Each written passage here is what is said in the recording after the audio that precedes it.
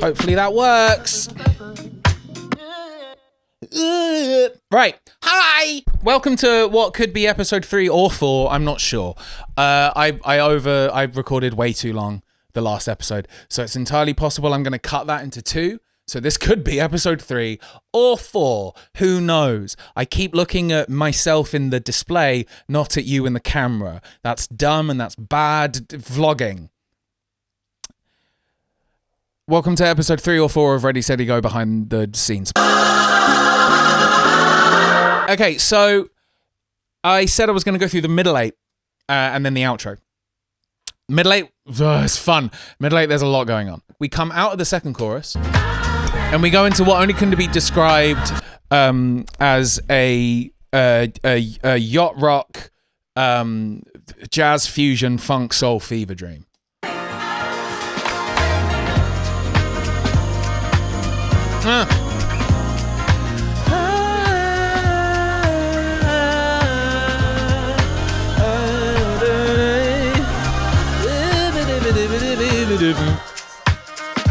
Oh, that's pretty fun, isn't it? All right, so layers. It's all the same layers I've been going through already. We got the drums just carrying on with what they're doing. Percussion's carrying on with what it's doing. The claps are carrying on with what they're doing. The sax, I take it out because the notes don't work and I care about harmony. Really, the only thing that we get that's new...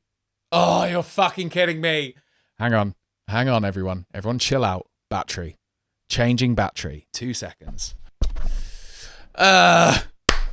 Sing.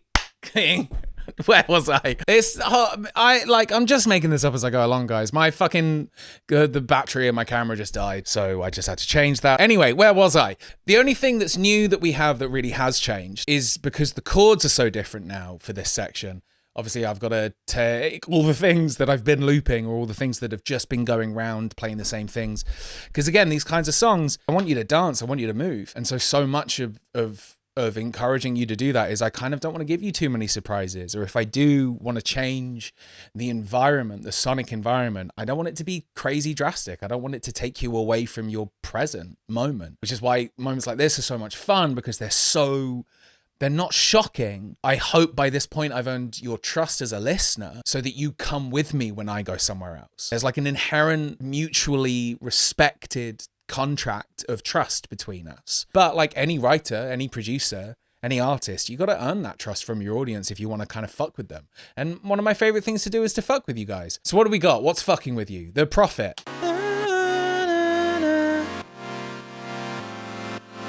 Those are just some, I don't like saying it like this. I do. Those are just some great JackGarratt chords, aren't they?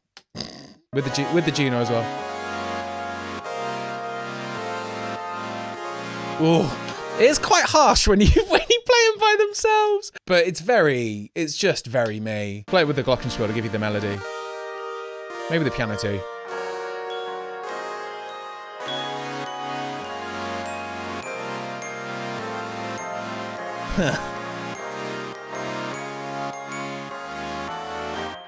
Great. Brilliant. Love it. So those are all the things that are fucking with you. We've got a lot more air. There's a lot more brightness to everything now. The glockenspiel, I've raised it in the mix, so you're getting that tinniness. The airy Juno is kind of less airy and just more resonant. There's this like ethereal piano underneath it. Beautiful thing about this piano, I think I said this on Catherine Will, on the behind the scenes of Catherine Will, I can't remember. This is the piano I recorded all of Phase on. And moments like this is when you can really hear it. It's a very me thing to kind of take that piano, record it, not badly, but just quickly, take off a bunch of the low end, as you can see here. I've, again, looking for that airiness, I've just upped everything from like 1500 hertz. Got some reverb going on it as well. Oh, just the Echo Boy. I've probably diffused it quite a lot. Oh no, there's no diffusion on it. It just sounds like that. Interesting. Oh, it is nice though. It's got a really subtle shimmer to it. Again, just adding layers that add to that airiness, that dreamscape kind of feeling. I don't know what that means. I love doing this because I just say words and I don't know what they mean. And I expect you to know. Who the fuck am I? The piano, the main piano is just probably playing the chords, I'm assuming, or doing what the, yeah.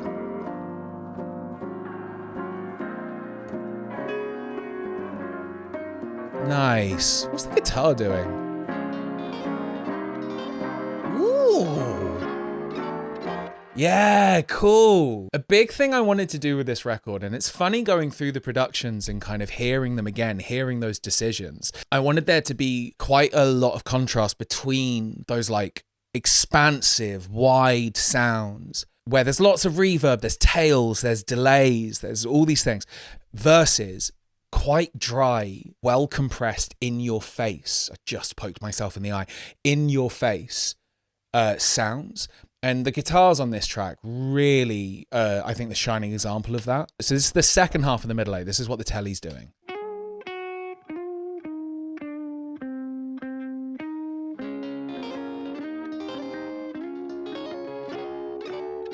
That's really lovely. I love how the compression I love how the distortion, the kind of harmonic resonances that the distortion creates actually work against each other in that.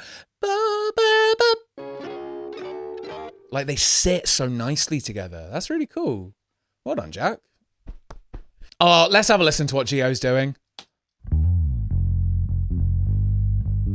Oh, filth.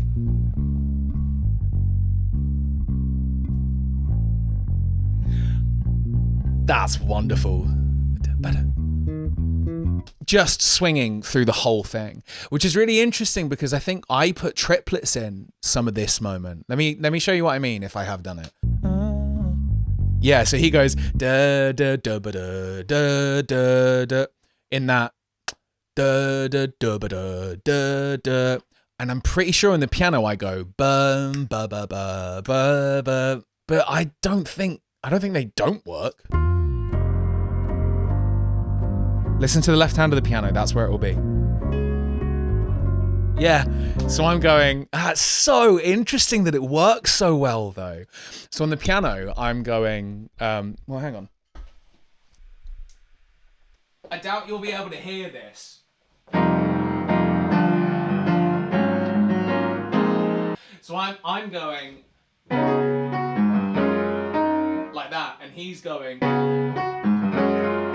I have no idea if that makes any sense. Either way, really fucking cool. I've fucked my angle, guys. Let's see that. That's fine. Anyway. That's so nice though, isn't it?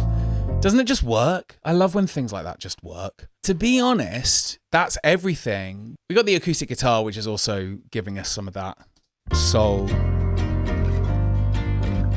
I really like how I've treated the guitar in this, the acoustic. I think it sounds exactly like I wanted it to.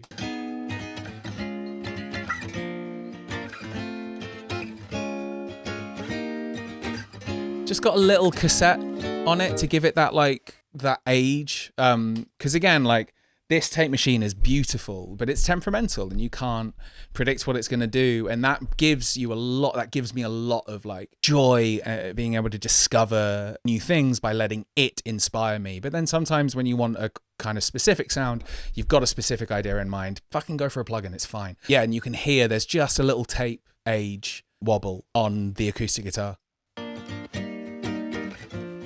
What's that wobble? It's really cool. It's really nice. But I think the most beautiful thing about this part of the song, it's these oohs and ahs. We just went full Stevie Wonder, had so much fun stacking up these harmonies. Gio and Tam just had wonderful ideas, nailed it. The three of us worked so well together. How many parts does it look like? I think it's four parts in total. Let's have a listen. Just two there.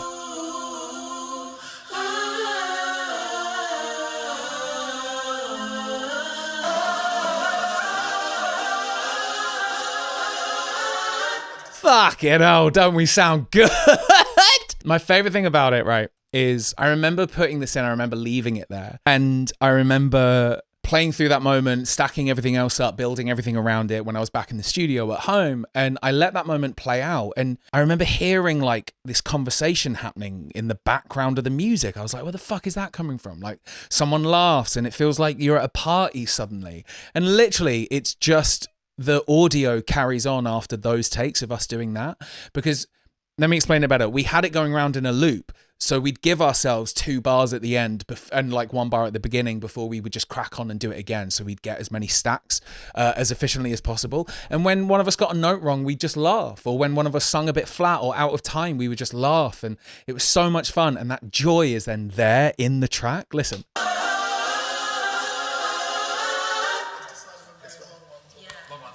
It's great. I love it. Like you can hear Gio laughing at one point. There, literally right there. Let me play that again. Hang on, I've got to solo that. That's too good.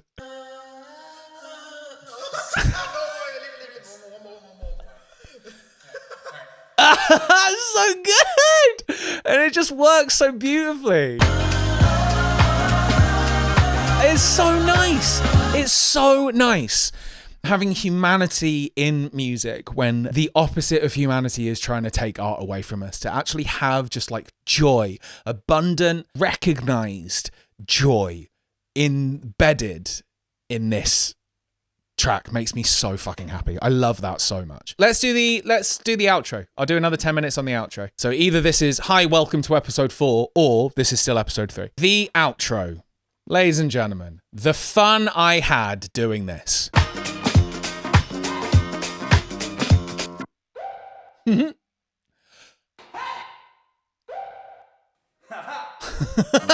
I had that idea, and I remember Gio and Tam were in the room, and I think I just set the mic that we were singing on. I just had it in the room and just pressed record and just did a bunch of whoops and hollers and heys and ha-has and picked 3, and they just repeat in the background. God, this was fun. Again, the joy of this entire performance in this recording is it's me playing with myself easy in a way that is really, how do I even put it? It's that when I do this, when I make songs like this and I play all these instruments, it is the closest I do get to when I feel like I am on stage with a bunch of people and we're just feeding off of each other. It is wild that you can get a feeling similar to that by yourself. And I think this outro is the closest I have gotten to doing that.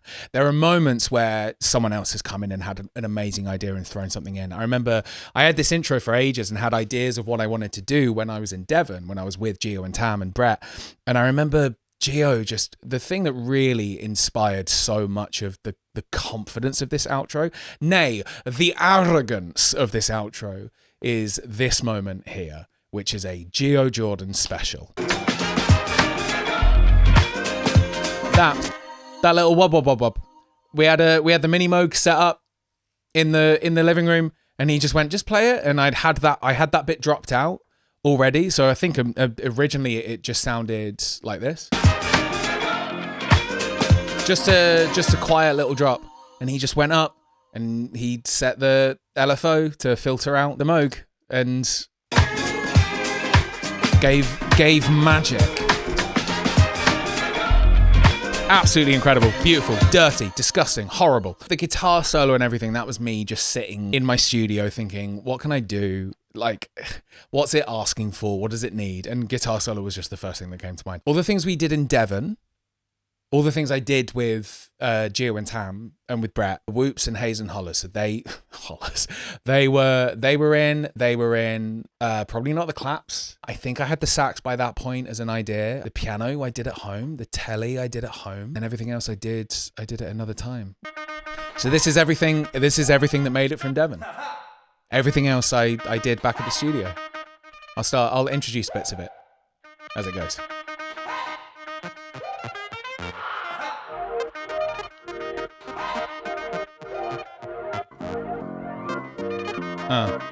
That's cool.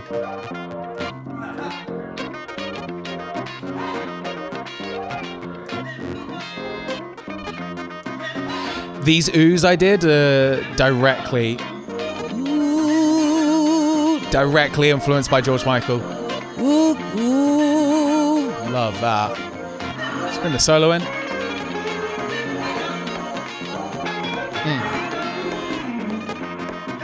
We're just missing drums, really.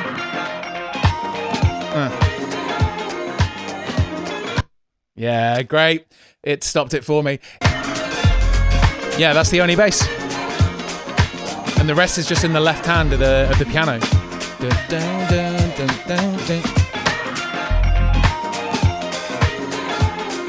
I mean, there you have it. That's Ready, Steady, Go. That's the whole song. God, it was fun to do. It was hard work, but it was fun to do. I'll just let it play out.